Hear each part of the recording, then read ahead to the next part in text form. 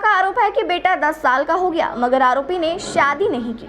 Lab technician के पद पर अस्पताल में पदस्थ महिला के साथ संदीप शर्मा ने उसके कमरे में शादी का झांसा देकर दुष्कर्म किया और बाद में शादी से मुकर गया।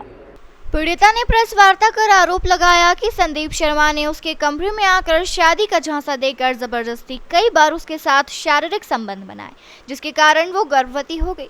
उसने संदीप शर्मा को बार बार शादी करने को कहा तो वह उससे शादी से मुकर गया। जब पुलिस में रिपोर्ट दर्ज कराने वो जा रही थी तब संदीप ने उससे कहा कि मैं तुमसे शादी करूंगा, तुम इस बच्चे को जन्म दे दो। पीड़िता ने 21 सितंबर 2012 को बच्चे को जन्म दिया जो आज 10 वर्ष का हो गया।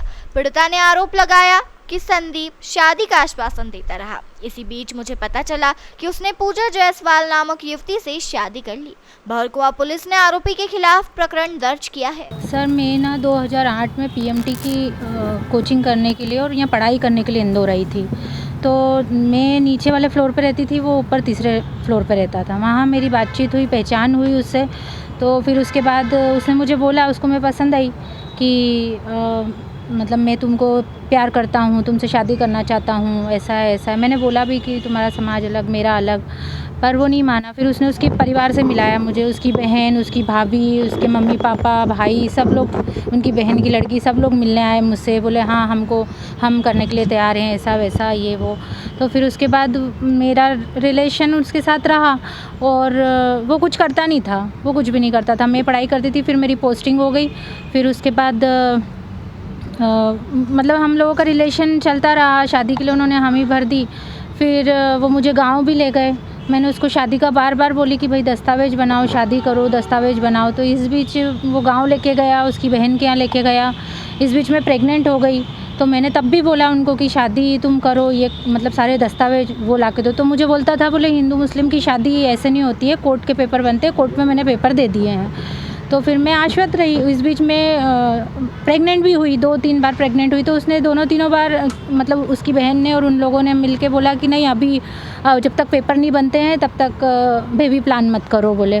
और उन्होंने ज़बरदस्ती मेरे को गोली दे दी और ज़बरदस्ती मेरा गर्भपात करवा दिया। फिर उसके बाद घर गए, आना जाना लगा रहा। पर मैं उनको हमेशा बोलती रही कब आएंगे पेपर, ऐसे 2-3 साल हो गए। तो मैंने पेपरों का बोला तो उसने नहीं बनाया। फिर उसके बाद लड़ाई झगड़े करने लगा, बहुत मारने लगा, पीटने लगा और परेशान करने लगा। और फिर उसके बाद मैं फिर प्रेग्नेंट हुई तो भाग गया मेरे को छोड़ के। फिर उसने बोला जा नहीं करता शादी, क्या करती तू, और नहीं करना। तो फिर मैं थाने गई, मैं भौरकुआ थाने गई, पर मेरी सुनवाई नहीं हुई वहाँ से। तो फिर मैं एसपी ऑफिस मिली। फिर मुझे मतलब वहाँ से सुनवाई हुई तो उन्होंने मेरे से समझौता किया उन लोगों ने कि हम 1 महीने के अंदर तुमको वो बना देंगे। मैं गर्भवती थी 5 महीने की। 5 महीने का ये जो बच्चा अभी 10 साल का हो गया है, उसका नाम आर्यमन पुरोहित है। संदीप शर्मा नाम है उसका और उसके पिता का नाम राम भरोज शर्मा है। तो अभी 10 साल का हो गया है बेटा, पर आज दिनांक तक उसने मेरे से शादी नहीं करी। आप बोल रहे हैं कि वो हिंदू या मुस्लिम का क्या है यानी? मैं मुसलमान हूँ और वो ब्राह्मण है। और वो है मतलब वो उधर नरसुलागंज क्षेत्र का है। कितने समय तक आप साथ में रही उनके? मैं तो लगातार अभी पिछले साल तक रही, पर पिछले साल मेरे को ये पता चला कि उसने दूसरी शादी कर ली है। 5 साल पहले ही उसने दूसरी शादी कर ली है। और वो हमारे यहाँ पर वार्डन बन के रहती थी। पूजा पति मनोज जायसवाल नाम है उसका, और पूजा शर्मा बन के अब रह रही है वो। और पूरा परिवार उसी के साथ मतलब उसको रख रहा है। आपने शिकायत करी इसकी? मैंने शिकायत थाने पे गई थी, मैं भौरकुआ थाने पे शिकायत करने के लिए। तो शिकायत में पूजा के नाम तो कोई एफआईआर दर्ज नहीं करी और मतलब उसके परिवार वालों के खिलाफ भी कुछ नहीं दर्ज करा। बस मतलब सुनवाई इतनी नहीं हुई मेरी।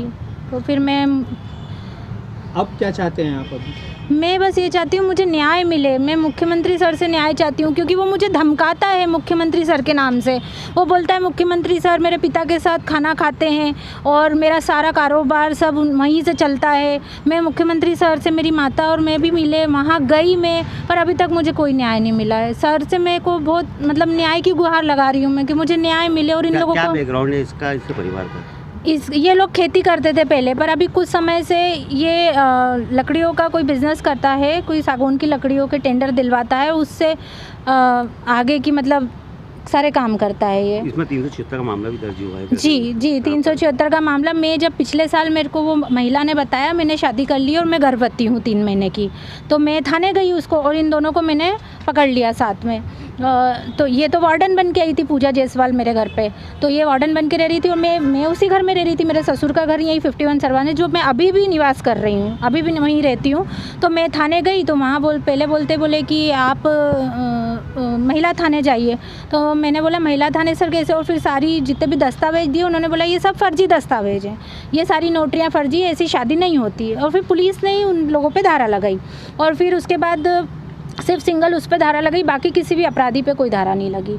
तो मैं फिर कमिश्नर सर के पास भी गई, वहाँ भी मैंने आवेदन दिया, पर मेरे को अभी तक इतना न्याय नहीं मिला सर। मैं चाहती हूँ मेरे को न्याय मिले और वो आदमी अभी भी उनके साथ रह रहा हूँ, मैं घर में हूँ तो भी मेरे ऊपर ये लोग जो मतलब जो उसके पिता हैं वो झूठे प्रकरण दर्ज करवा रहे हैं कि मैंने उनके घर में कब्जा कर लिया, जबकि उस घर में हॉस्टल चल रहा है। वैशाली नाम की लड़की है वो हॉस्टल चला रही है। अभी आपका पालन पोषण कैसे हो गया? बच्चे मेरा पालन पोषण सर मेरी मदर कर रही है अभी, क्योंकि मैं नौकरी भी नहीं कर पा रही हूँ, कुछ भी नहीं, और ये भी भाग गया है, पूरा परिवार भी दूसरी शादी करवा दी है। तो मेरा 10 साल का बच्चा और मैं उसी घर में रह रही हूँ एक कमरे में, तो वहाँ से भी निकालना चाहते हैं हम मेरे को। किस प्रकार की धमकी मिल रही है? सर मेरे को जान से मारने की धमकी देते हैं, घर में आके मेरे को मारा कूटा, बहुत मारा है मेरे को सर, रोड मार रहे हैं मेरे को, मेरे बच्चे को, मेरे को, मेरी माता को भी धमकियाँ दे रहे हैं कि अगर तू नहीं मैंने उनके घर में कब्जा कर लिया, जबकि उस घर में हॉस्टल चल रहा है। वैशाली नाम की लड़की है वो हॉस्टल चला रही है। अभी आपका पालन पोषण कैसे हो गया? बच्चे मेरा पालन पोषण सर मेरी मदर कर रही है अभी, क्योंकि मैं नौकरी भी नहीं कर पा रही हूँ, कुछ भी नहीं, और ये भी भाग गया है, पूरा परिवार भी